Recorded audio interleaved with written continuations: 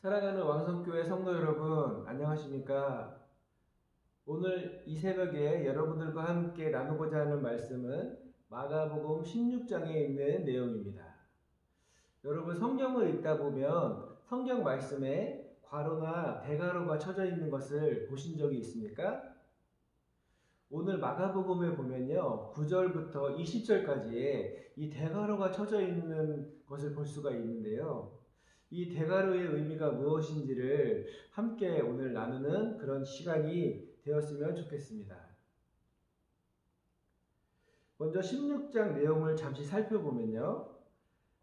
마가는요, 마태복음과 동일하게 천사가 여인들에게 나타나서 예수님의 부활과 빈 무덤을 보여주는 사건으로 시작이 됩니다.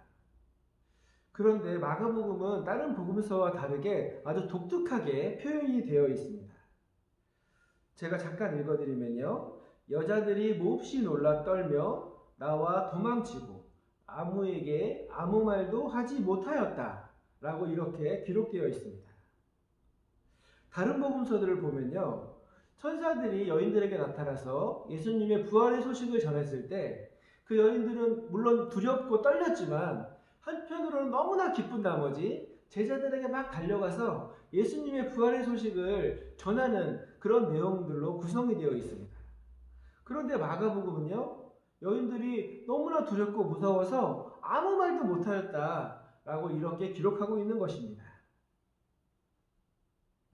만약에 마가복음이요, 여기서 끝이 났다고 생각해 보십시오. 매우 이상하지 않겠습니까? 마치 백설공주가 독사과를 먹고 깊은 잠에 들어버렸다 라고 이야기가 끝나버리는 것처럼 아마 이 이야기를 듣는 사람들은 몹시 당황스러웠을 것입니다.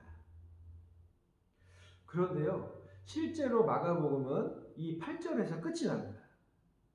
이후에 9절부터 20절까지는요, 후대 사람들이 추가한 것이라고 이렇게 성경학자들은 추측을 하고 있습니다. 오늘은 그 증거들을 함께 나눠보면서 하나님의 은혜를 나눠보고자 합니다. 첫 번째로는요, 현재 가장 권위 있게 우리들에게 알려져 있는 사본들이 4세기에 주로 만들어진 사본들이라고 합니다. 이 4세기에 만들어진 사본들 중에 마가복음을 보면 모두가 다 8절에서 끝나는 것을 볼 수가 있습니다. 그리고 2세기와 3세기 초반에 살았던 교부들이 이 마가복음에 대해서 쓴 글들이 있습니다. 클레멘테나 오리겐 같은 사람들이 썼는데요. 이 사람들은요, 마가복음을 18절에서 16장 1절에서 8절까지만 기록하고 그 이후에는 전혀 언급하지 않습니다. 아마도 이 사람들이 글을 쓸 때는 그 9절부터 20절까지의 내용들은 아마 없었던 것으로 생각이 듭니다. 그리고요, 3세기 후반부터 4세기 초반에 있었던 교부들이 이 마가복음에 대해서 쓴 글에는요, 이 사람들이 이렇게 언급을 했다고 합니다. 헬라어 사본들 대다수가 긴 결말을 포함하고 있지 않다. 이렇게 기록되어 있는 문서들이 지금까지도 이렇게 전해져 내려오고 있다고 합니다. 사실 이 마가복음의 결말은요, 두 가지가 존재합니다. 긴 결말과 짧은 결말 두 가지가 존재하는데 우리 개역개정 성경에서는 긴 결말을 기록해주고 이것을 대괄호를 쳐서 이렇게 표시를 해주고 있다는 것입니다. 이 내용을 보면요, 아, 이것이 후대에 기록되어진 것이로구나 라고 이해할 만한 증거들이 더 많이 나타납니다. 먼저 1절에서 8절을 보면요, 하나님의 천사가 세 여인에게 나타나는 것을 볼 수 있습니다. 16장 1절에 보면 안식일이 지남에 막달라 마리아와 야고보의 어머니 마리아와 또 살로메 이렇게 표현돼서 세 여인에게 천사가 나타난 것을 기록하고 있는데 9절에 보면요, 예수께서 안식 후 첫날 이른 아침에 살아나신 후 전에 7 귀신을 쫓아내어 주신 막달라 마리아에게 먼저 보이시니 라고 해서 막달라 마리아에게만 나타나신 것처럼 이렇게 다시 기록하고 있습니다. 이것을 보면 앞뒤가 맞지 않는 것을 볼 수 있는데요. 이것을 통해서 뒤에 있는 내용이 동시에 기록된 것은 아니라는 사실을 우리는 추측할 수가 있습니다. 그리고 방금 읽었지만 안식 후 첫날이라고 하는 단어가 아주 부자연스럽게 반복이 되는 것을 볼 수 있습니다. 2절에 안식 후 첫날 매우 일찍이 해돋 쓸 때에 그 무덤으로 가며 라고 이렇게 기록이 되어 있고, 또 9절에도 예수께서 안식 후 첫날 이른 아침에 라고 이렇게 기록을 하면서 이것이 동시대에 쓰여진 글이 아님을 우리는 이 어구를 통해서도 알 수가 있습니다. 세 번째로요, 복음서 기자들은요, 이 마리아라는 이름이 나올 때 마리아라는 이름이 아주 전반적으로 많은 여인들이 사용되어지고 있는 이름이기 때문에 처음에 마리아라는 이름이 나올 때는 이 여인이 어떤 마리아인지를 기록합니다. 그리고 그 이후에 또 동일한 여인을 기록할 때는 그 여인이나 아니면 마리아가 이렇게 기록함을 통해서 이 마리아가 앞에 부연 설명했던 마리아임을 다시 한번 보여주는 것입니다. 9절을 보면요, 이렇게 기록되어 있습니다. 전에 7 귀신을 쫓아내어 주신 막달라 마리아에게 먼저 보이시니 라고 이렇게 기록이 되어 있습니다. 그런데 사실 이 막달라 마리아가 등장하는 것은 이번이 처음이 아닙니다. 16장, 먼저 보면 15장 47절을 보면요, 막달라 마리아와 요셉의 어머니 마리아가 예수 둔 곳을 보더라 이렇게 기록되어 있고요. 또 아까 전에 읽은 16장 1절에서도 막달라 마리아 부연 설명 없이 나오는 것을 볼 수 있습니다. 이것은 상당히 어색한 구조입니다. 맨 처음에 부연 설명이 나오고 뒤에는 그 여인을 대명사로 받을 때가 많은데, 오늘 이 본문을 보면 오히려 후대에 뒤에 있는 막달라 마리아에게 7 귀신을 쫓아주신 막달라 마리아라고 부연 설명을 하고 있는 것을 볼 수가 있는 것입니다. 이것이 바로 이 뒷부분에 있는 내용이 앞부분에 있는 내용보다 훨씬 더 후대에 기록되어 있는 것임을 증명하고 있는 것입니다.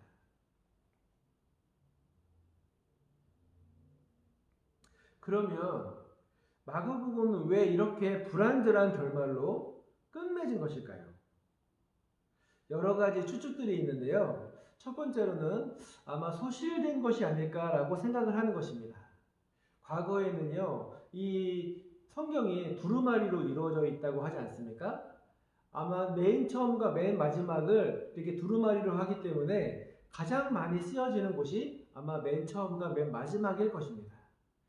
그래서 맨 마지막에 있는 부분이 아마 찢겨졌지 않았을까라고 이렇게 추측하는 것이 가장 일반적입니다.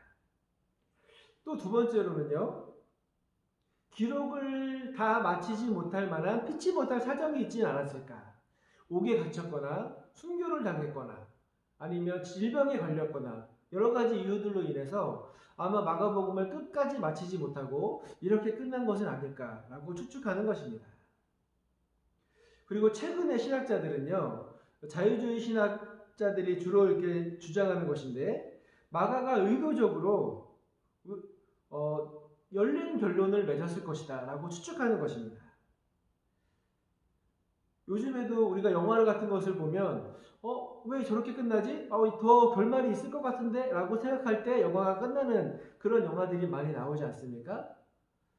아마 마가도 이렇게 열린 결말을 통해서 이 글을 읽는 모든 독자들이 그 결말에 대해서 한번 추측해보고 자기 자신이 그 결말에 있는 사람들과 같이 동일시되어서 그 사람들의 마음을 이해할 수 있는 그런 분위기로 만들려는 의도로 이것을 이렇게 열린 결말로 기록했다고 생각하는 것입니다.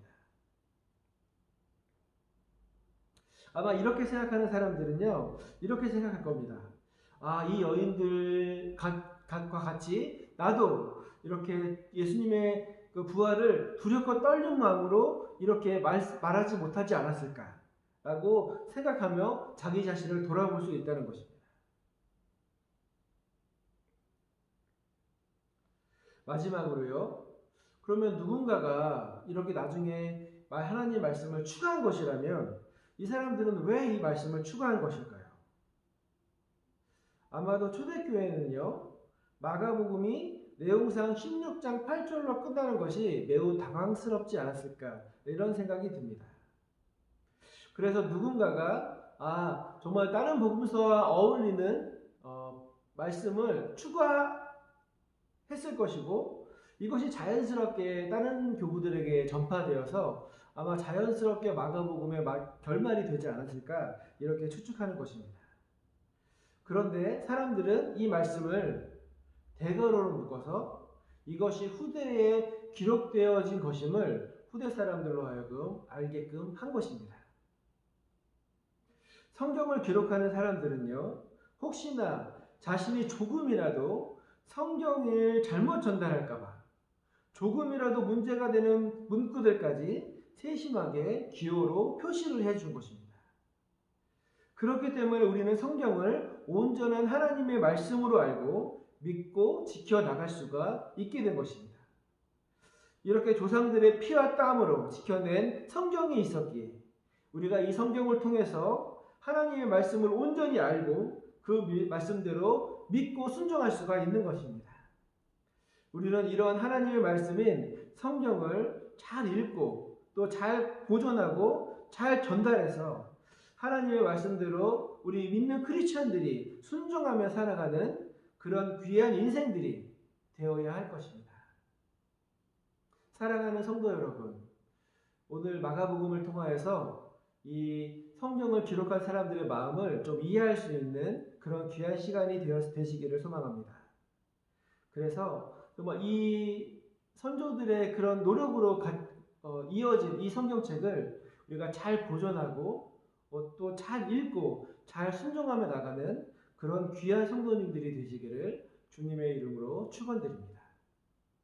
기도하겠습니다. 사랑과 은혜가 충만하신 아버지 하나님, 은혜를 참으로 감사드립니다. 주님께서 정말 이 성경을 읽게 하시고 또 순종하게 하시기 위해서 많은 우리 학자들을 통하여서 온전한 말씀이 이어지게 하시고 또 그들의 노력을 통하여서 잘 전달된 이 말씀을 우리가 잘 따를 수 있도록 도와주셨사오니 감사드립니다. 아버지 하나님, 우리가 성경을 읽을 때 정말 대충 읽는 것이 아니라 하나님의 말씀으로 알고 우리가 잘 간직하며 1.1획도 틀리지 아니하는 하나님의 말씀을 내 마음 가운데 온전히 모시고 살아가는 그런 귀한 우리 성도들 될 수 있도록 주여 축복하여 주시옵소서. 주여 이 시간에 교회에 나와서 또 있는 처소에서 주님 앞에 기도하는 우리 모든 성도들의 기도를 들어주시고 하나님의 뜻 안에서 모든 기도의 소망들이 온전히 이루어지는 그런 귀한 능력의 시간 될 수 있도록 주님 도와주시며 우리가 살아가는 순간순간마다 하나님의 능력과 은혜를 느끼며 살아갈 수 있는 우리 귀한 왕성가족들이 될 수 있도록 주여 축복하여 주시옵소서. 주여 간절히 바라옵기는 이 시간에 우리 청년 중에 한병은 형제가 지금 몹시 몸이 안 좋아 병원에 입원해 있는 가운데 있습니다. 치료하는 과정 가운데 주님께서 함께하여 주시옵시고 속히 건강한 모습으로 아버지 하나님 이 자리에 나와 함께 예배할 수 있는 그런 귀한 은혜 허락하여 주시옵소서. 모든 것을 주님 앞에 맡겨드리며 예수님의 이름으로 기도드렸습니다. 아멘.